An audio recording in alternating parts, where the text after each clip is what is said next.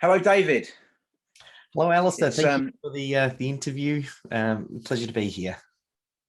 excellent. I'm really looking forward to this interview.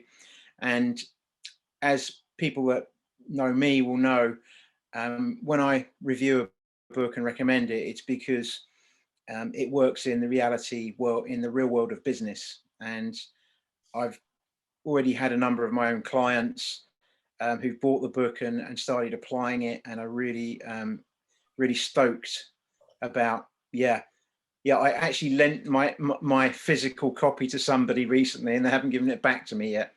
Not surprisingly.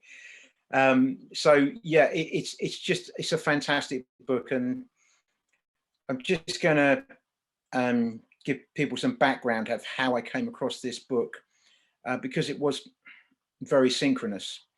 So I've always been someone who's really big on systems, how important they are. And I think a lot of business owners know how important they are. And yet they fall short in this area. And about 8 years ago, I reviewed a book called The E-Myth by Michael Gerber. And there was a beautiful kind of synchronicity around that. And because I got an email from you a while ago, and you said you were happy for me to, you sent me an audio of the book, and I listened to it, and I said to you, look, I often get people wanting me to review their books, and I only review books that really add massive value to my clients.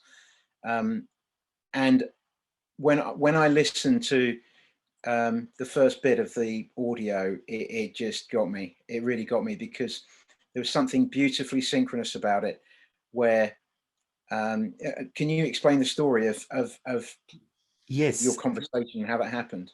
Yeah. So I owned a digital agency called Melbourne SEO Services and had worked in that business for well over 10 years at that point in time. And then I got an email completely out of the blue from a lady called Delia Gerber. Now, I didn't know the first name, Delia, but I definitely knew the surname Gerber. And the domain name was michaelegerbercompanies.com. So I knew it was from the office of Michael Gerber. And all the email said was call me. Right. It was completely out of the blue. I had no connection with the Gerbers, but I was well familiar with Michael Gerber's work and the E-Myth. So I just followed that opportunity, or that, just to see what would happen. I followed that rabbit hole. I picked up the phone. I knew that Michael was based on the West Coast in the US. So my first thing in the morning was his afternoon. And I called Luz Delia, and it, cut a long story short, it was his wife. And she had happened to see me launch my first book, which was a book called Authority Content. And she just loved the way that I did the book launch and the way that I engaged the audience and the content that I shared. And then she said, look, Michael's just written the last book in the E-Myth series called Beyond the E-Myth. And it's the first book that he wants to self-publish because he wants to maintain the rights. All of the previous books had gone through HarperCollins, but they said, no, this one we're going to do a little bit differently. So they wanted some help to do a book launch. And even though I had the digital agency, I didn't launch books. That wasn't my thing. We don't have a done for you service for book launching. It was just something I did for myself. But she said, look, I loved what you did, and I'd love it if you could do the same for Michael. And she said, it's going to be a big commitment, though. It'll be a good 3 or 4 months solid, very full days. You won't have time to do anything else. You'll probably be working on the weekends. And I just want you to go all in on this book launch and treat it as though it were your own. And I said, I would love to. And what a great opportunity to work closely with Michael. So I volunteered for the position. And I said, look, I'd be more than happy to do it. And just as a way to say thank you for all the work that Michael's done. So I worked on this project, and I've never seen doors open quicker than just mentioning Michael Gerber's names. I had people falling all over themselves to have him on their podcast and interview him and share his message with their audience. And that was a fantastic opportunity. We ended up launching the book, and became Michael's first book to become an Amazon bestseller in 24 hours, because we built up quite a bit of excitement. Now, it was interesting that, I mean, he had no idea my interest in business systems. They didn't know I had a SaaS business as well that helps businesses store their systems and processes in the cloud, and that I was working on systemology. It was just one of those synchronous events where it just fell into my lap, and I thought, well, let's just see where this goes. And I remember after the book launch, it was a really successful book launch, and Michael flew me over to the US. He was running an event he calls the Dreaming Room, and he's in Carlsbad, California. So I had a couple of friends that helped me with the book launch as well, and we ended up renting this amazing house that overlooked the Pacific Ocean. It was just this absolutely Mac Daddy pad, and we basically spent the week in Carlsbad, California, attending Michael's event.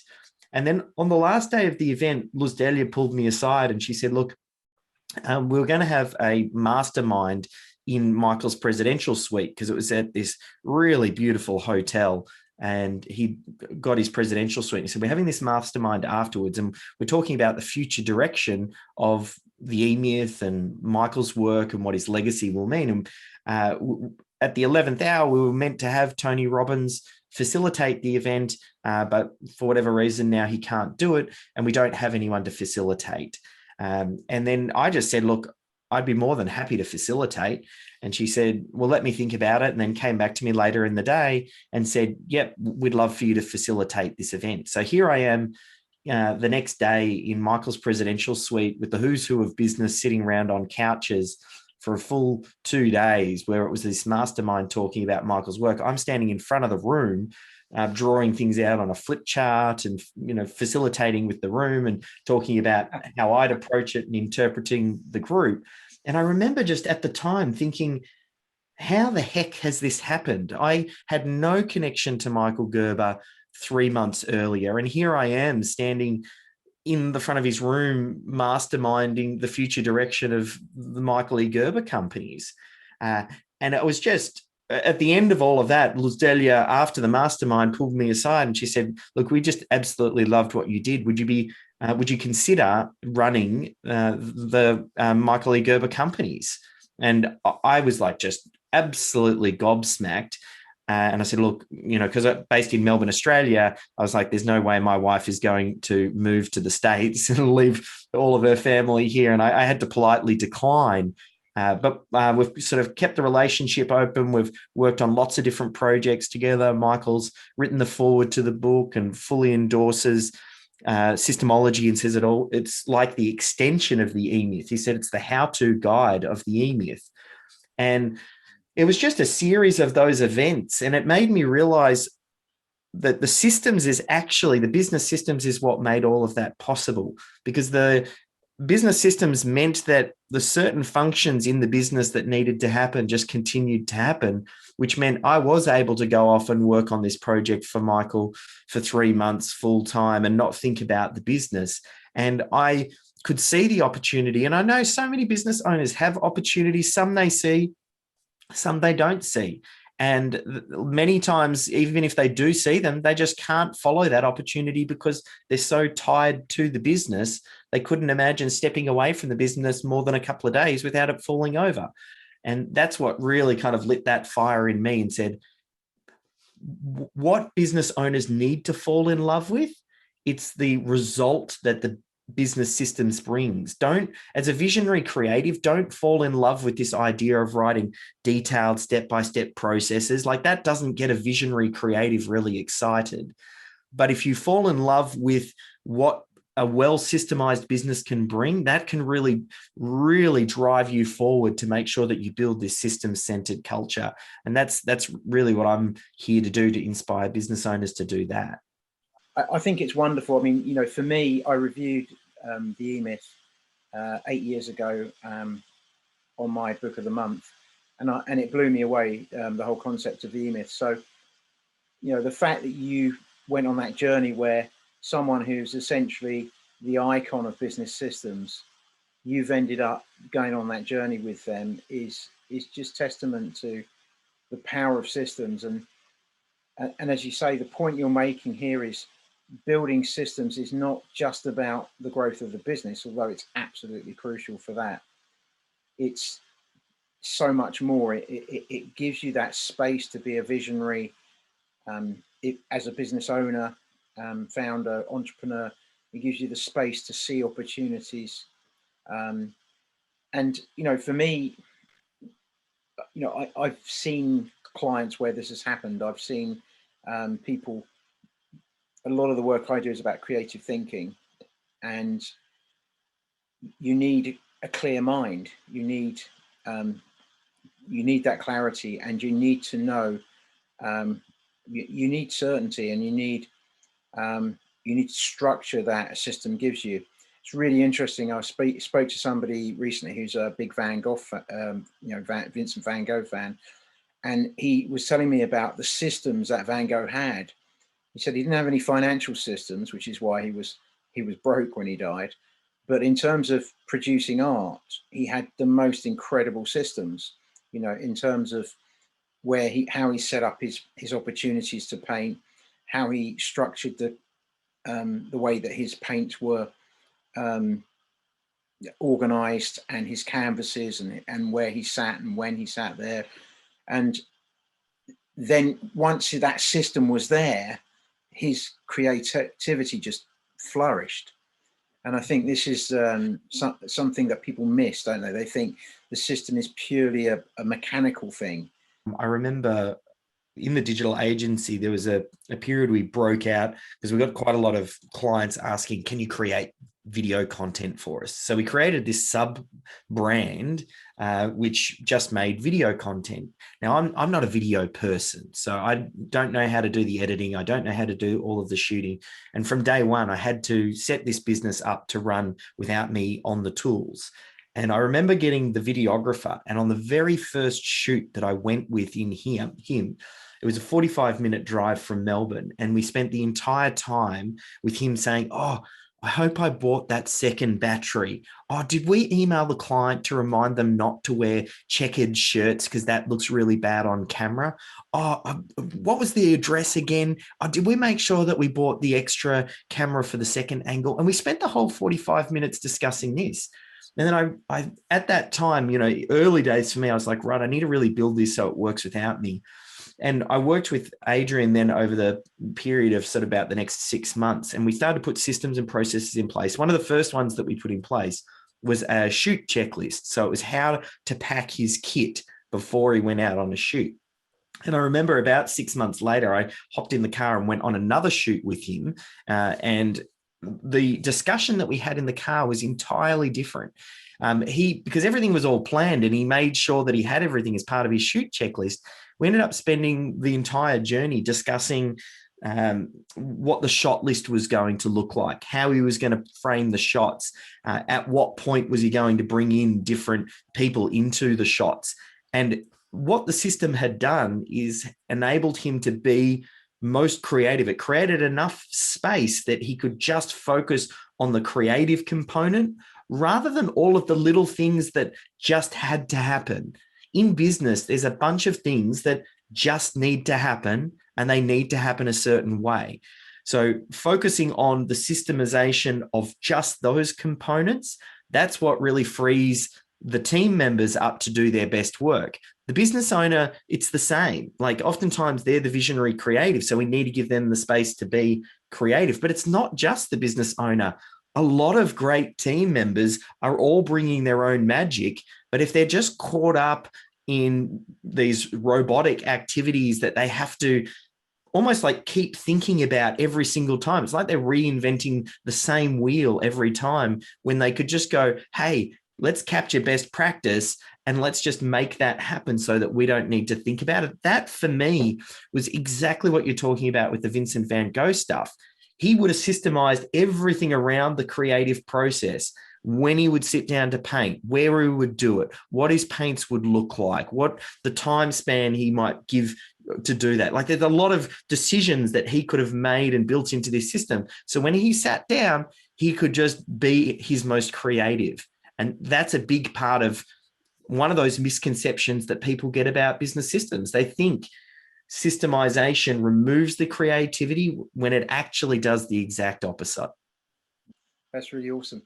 Now, the one thing I really wanted to raise in this interview, and I I mentioned it in my written review, and I think I had quite a lot of my subscribers said to me that they quite laughed at when I had the line, the systemology is the E-myth on steroids, I think I put in my review, and a lot of people found that quite amusing. But the other thing I said about it is sometimes somebody says an innocuous sentence or a seemingly innocuous sentence, and that's when you spot their genius. And the innocuous sentence in the book that you came out with was about he said, sometimes you need a system to create systems. And you said something like, I know it's a bit meta, but when you can get your head around it, and that was the, I know the bit. Paraphrased it. And it seemingly was just an innocuous sentence, but it wasn't. As soon as I read that, I just thought, that is amazing. You know, that's what it's about. You've hit the nail on the head. And subsequently, in a lot of the clients I work with that are building businesses, I've said to them, you know, they've said, oh yeah, I know how important it is to build a system. I've said to them, do you have a system for building systems? No, you need to buy Systemology. Yeah. Simple as that. It's, and they go, and that's the big aha for them. So I don't know if you're using this in your marketing a lot, but when I say that, do you have a system for building systems? And they think, oh, actually, I don't. I know how important systems are, but I don't have a system for it. And that's what your book gives. And it's that simple. I love the simple diagram. Just follow these steps, and yes, it's beautiful. Definitely something I was conscious of when writing the book. Firstly, I wanted to write something that I would read and go, oh, wow, that was really helpful. And it gave me clear action steps. Because all of the books that I'd read previously about business systemization, they were either building the case for business systems, which I know we all agree are important, or it felt like a bit of a mishmash. Like it didn't feel like step 1, step 2, step 3, which kind of seemed a little bit funny because we're talking about systems. So the other thing I found was, the more I find things that are most simple, oftentimes they're the things that require the most thought to get there. Every sentence, every paragraph inside Systemology was thought about. And I started with a much larger piece of rock. And the hardest decision was actually figuring out which bits do I leave out and which bits do I need to take out, because the idea needed to be got across simply enough that you could grasp it. But I didn't want to leave anything out, but then I also didn't want to overcomplicate it. So it took quite a bit of work to get to where it is, but oftentimes I find that's the case. It's the simple things that have the most thought in them. Well, one of the things that again stood out for me about the book is its simplicity. And it was obvious to me, having been reviewing books for 11 years, that you had a much larger rock. And in fact, there's a story about Mark Twain. And he had a friend staying, and he was going to leave the key under the porch. And so he wanted to write his friend a letter about what to do around the house when he was away. So, and it was a massive long letter. And his friend arrived, and at the end of the letter, he put, I'm sorry, I didn't have more time to write a shorter letter. And being an author, you know, it's that sometimes these books that are shorter have taken 3 times more work than the books that are much longer. And so that's when it was obvious to me that you were somebody who was really putting yourself in the shoes of the reader / business entrepreneur. And that's what really impressed me about the book. So you know, I really want to reiterate that was really noticeable to me. Someone asked me just recently what the difference was between Systemology and something like Lean or Six Sigma or some of the other methodologies that do work with process improvement. And I said, you can hear it in the name. Process improvement is about improving process, which pre-assumes you have a process to improve. Systemology is actually the step before that. Systemology is, I don't really yet know what my method is. I haven't captured my way of doing things. And systemology is an approach for bottling best practice and then making that your baseline. So some of the other methodologies actually come a lot later. And with business owners, a lot of them, their brains, and I mean, you've read loads of books, so you would have read things like Traction and Rocket Fuel, and Gino Wickman talks about this idea of the visionary and the integrator. Michael Gerber has his own terminology, he talks about in terms of the leader and the manager. And oftentimes the business owner being the leader or the visionary, their brain isn't wired for the systems and processes. So that's why it becomes such a blind spot in the business and why there's very little good work done on it, because it's rare to find a visionary who then writes about systems and processes. Michael Gerber is a visionary who is able to write about systems and processes, but there's not, it's a strange combination. Similar to what you found, you mentioned Alan Dibb earlier. Alan Dibb has a unique combination. He's a systems thinker, but he's applied it to marketing. Usually marketing is a creative endeavor. So very rarely do you see a systemized approach to a creative endeavor. So it's when you see those unique combinations that you get unique thought. One of the questions I wanted to ask you is, you know, from your experience when working with entrepreneurs, business owners, what would you say are the most common mistakes that people make around systems? Apart from that, we've already mentioned the big one, which is not having a system to create systems. Yes. But what are the other mistakes you find? There's quite a few. One of the biggest ones is all of the baggage that the business owner brings when they think of what a business system is. Oftentimes in their head, they have this idea of what a business system is. And that might come from, you know, if I say, what is one of the most well-known systemized businesses that comes to mind? And usually it's McDonald's or a fast food chain. Everybody thinks of those businesses as a well-systemized business. Now, when you jump to that, the business owner then thinks, a systemized business looks like this. And they forget the fact that McDonald's has been systemizing for the past 60 years. And it took them forever to get to where they are. And they're now looking at the output of 60 years worth of work. And then they think that's where I have to start. I have to produce to that level. And that ends up causing all kinds of problems.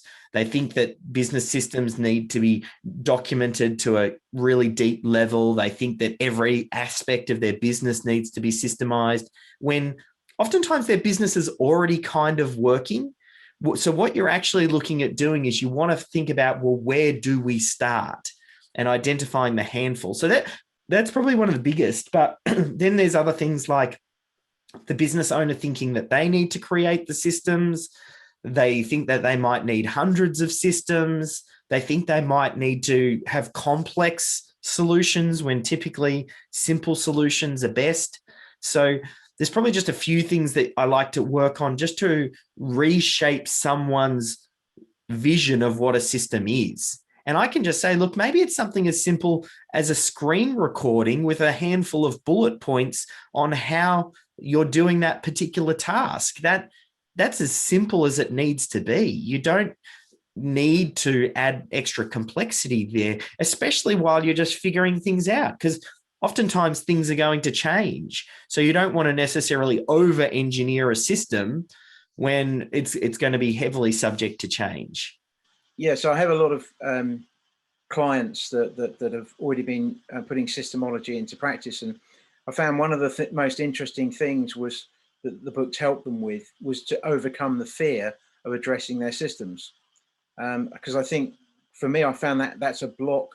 It's an unconscious block that a lot of people have. Like they've been running this business and building it, and to suddenly take a step back and look at all the systems. And I think one of the points you come up with the book is then they've got a few of their directors that are a bit kind of set in their ways.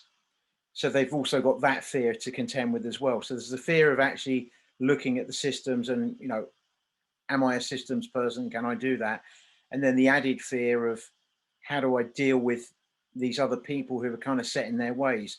What advice would you give to people who have those fears? There's a couple. Firstly, depending on who you're working with.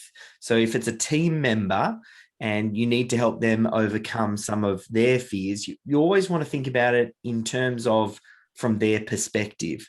What is the benefit of the systemization to them individually? So if it's a team member, hey, you know what it's like when you go away on holidays and when you come back, there's a big pile of work that hasn't been completed because you've been away for 2 weeks. Well, by systemizing your role, it means you can take leave and work will continue to happen. And you can feel confident when you come back, you can hit the ground running and you don't have to spend the next 4 weeks catching up for the 1 week that you had off. So that might be one reason that someone might go, oh yeah, systems make sense.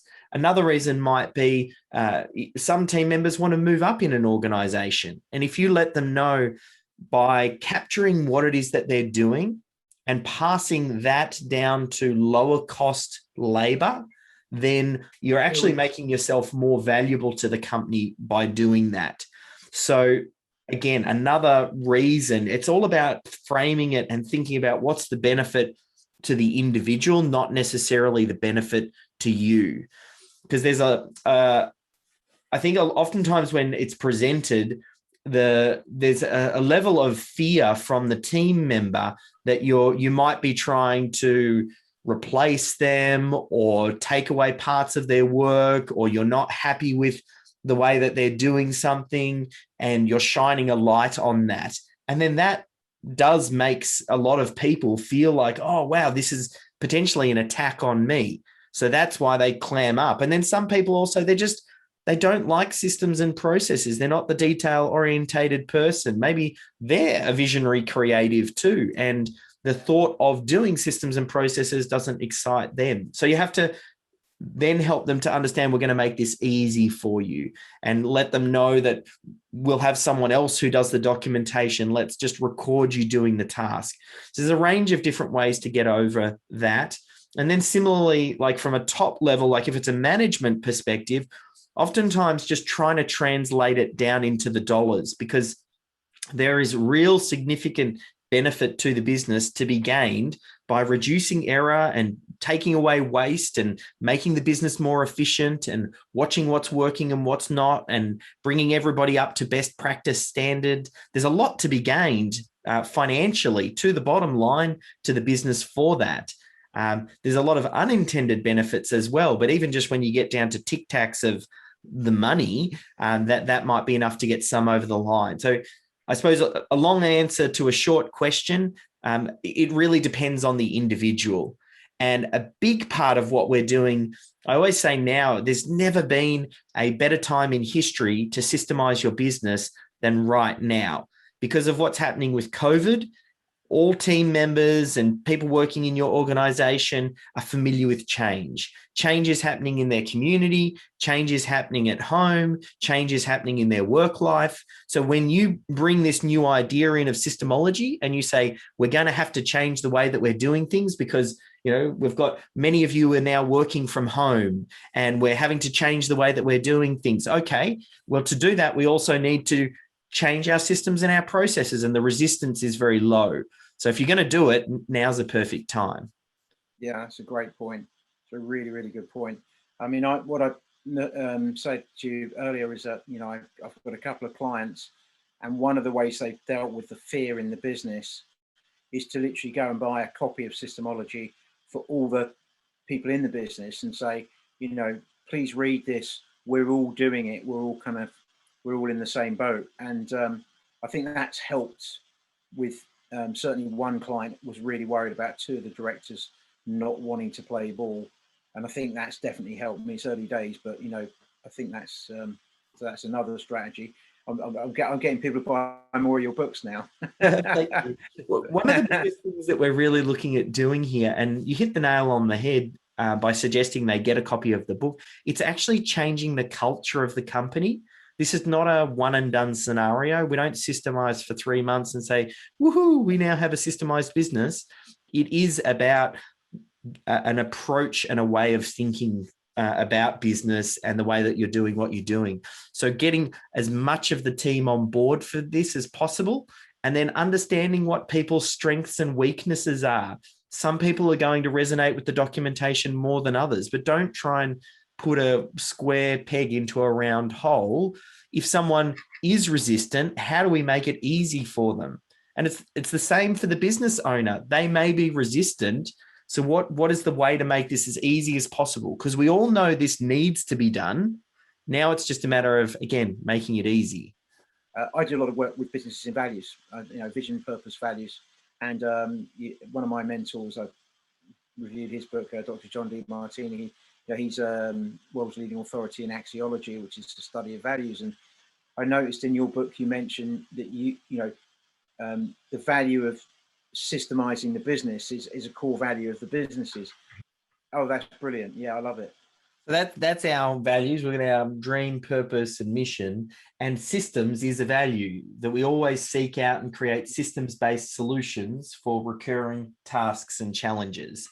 Because I think, yes, I used to think systems or rather values and the dream, vision, purpose, mission. When I was just younger in business, I used to think, oh, that's all airy-fairy. That's for big companies. That's not for me. But the older I get and the more experienced I get in business, the more I realize that really is the seed from which everything grows. So you have to get your values right, and you have to get clear on what impact the business is here to have. I was fortunate enough. I worked with Zappos in America some years ago, and they started off with 10 core values when there were 6 of them working out of Tony Hsieh's attic. And look what that. I mean, it was an incredible story, and they still had essentially the same 10 core values, and people owned them and knew them and lived them, and it was the essence of the business. And so I think a couple of clients I've mentioned to about you having systems in your business, and they said, oh, that's pretty cool, because what I do, we do review. My philosophy around values is, a business by itself doesn't have any values. It only has values when people show up. So depending on who the people are, the values of a business, the core values are its culture, but that's determined by the individuals. And so you have to revisit values periodically to, and sometimes you need tweaking, and quite often they stay fairly similar. But occasionally, so I've got 2 clients at the moment saying, oh, we might bring systems into our values the next time we do the exercise. So, so thank you for that. That was a great insight.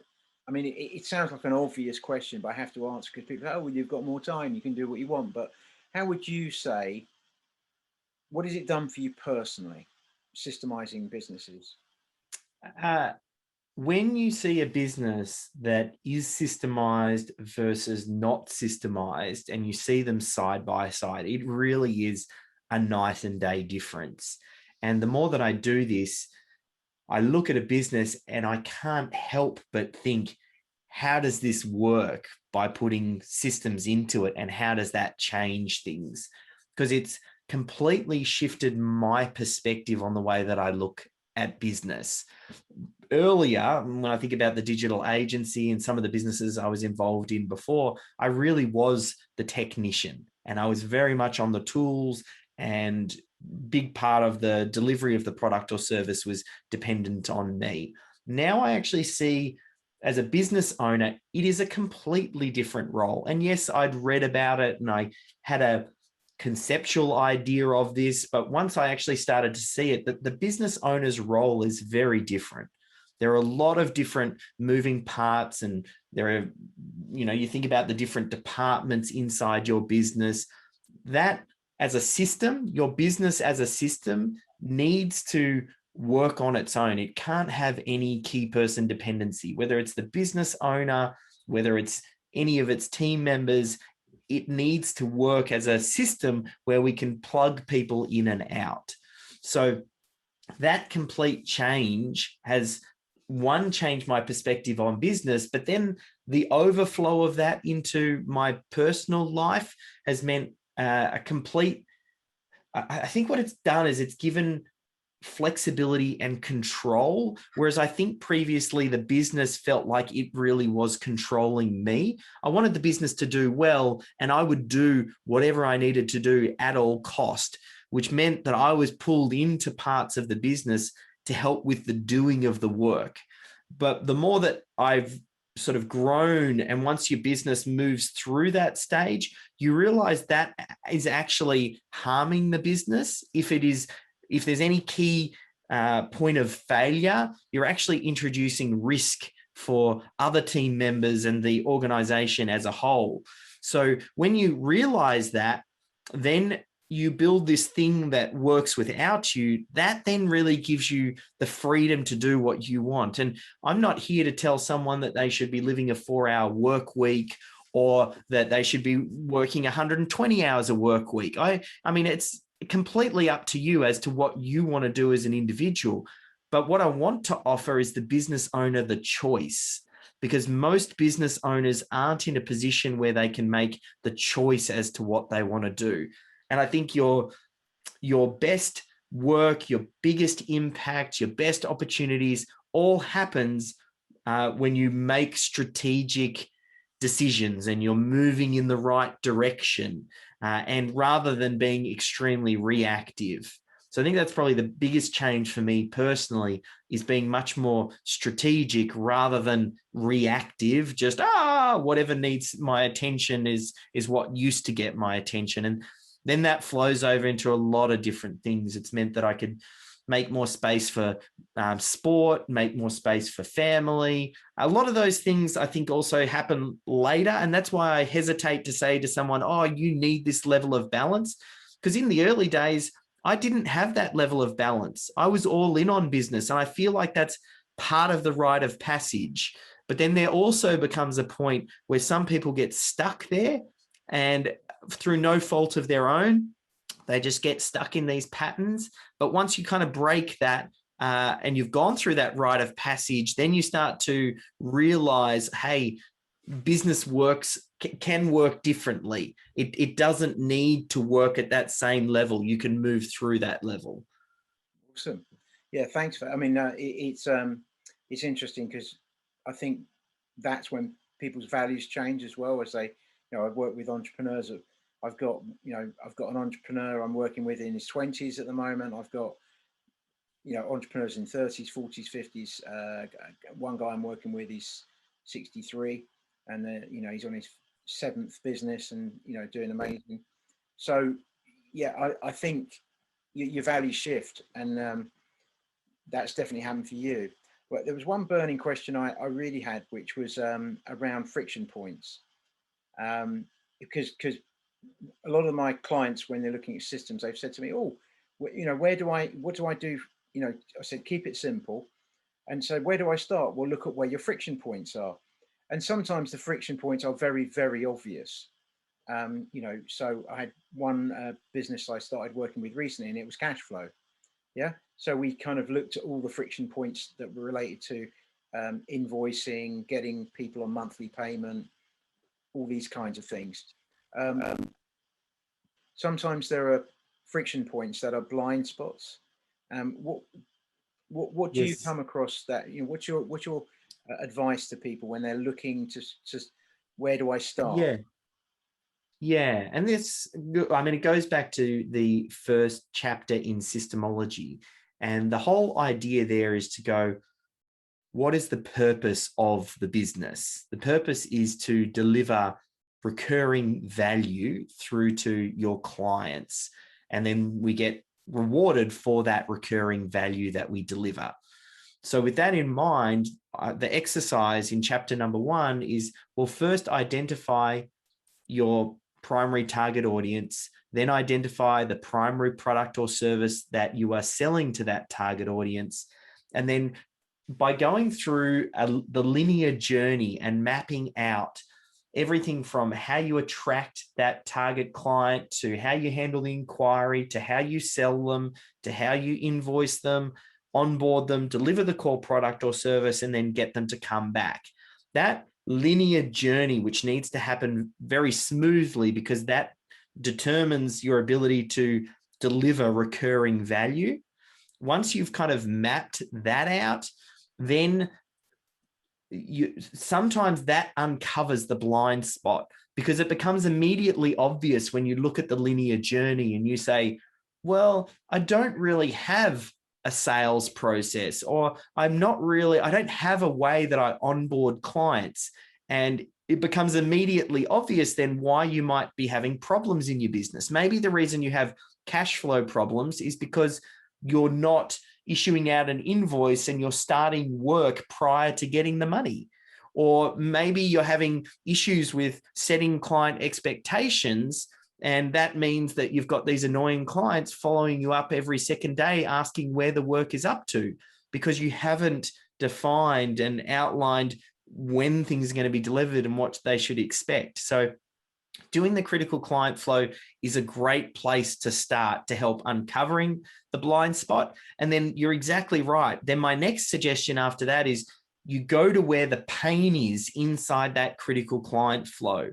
If you don't have enough leads, well, then start off by focusing on the lead generation methods.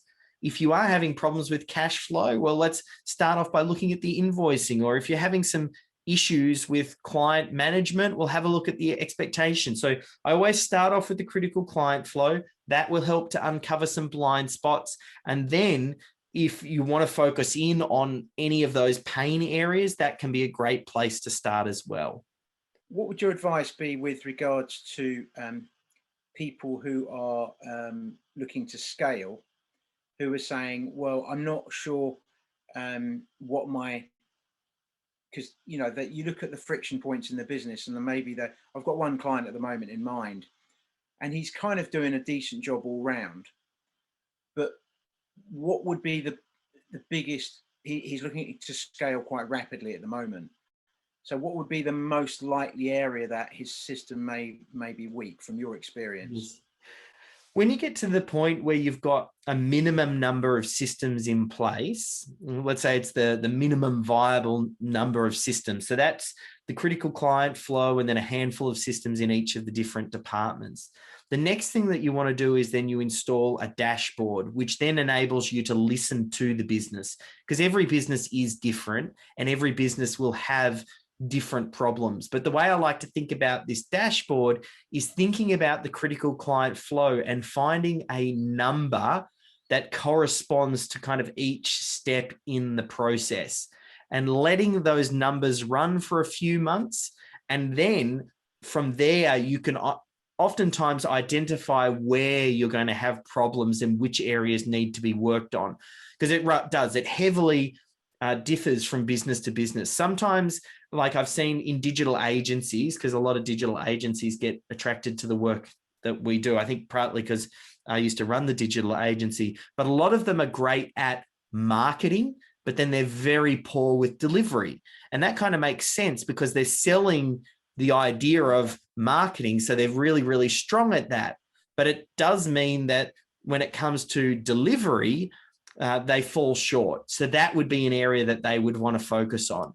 But then there are other businesses I know that they've got great delivery, but they haven't yet figured out the marketing piece.